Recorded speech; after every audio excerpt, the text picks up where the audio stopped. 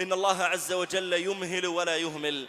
قال صلى الله عليه وآله وسلم: إن الله ليملي للظالم، يعني يؤخر للظالم. إن الله ليملي للظالم فإذا أخذه لم يفلته.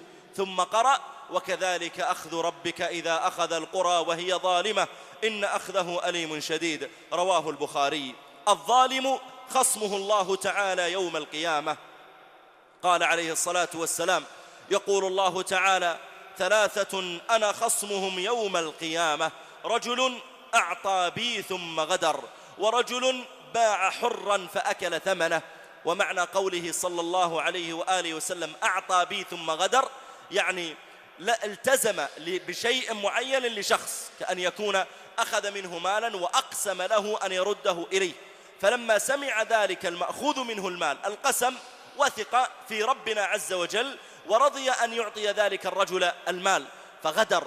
قال: رجل أعطى بي ثم غدر، ورجل باع حرا فأكل ثمنه، ورجل استأجر أجيرا فاستوفى منه ولم يؤته أجرته. رواه البخاري.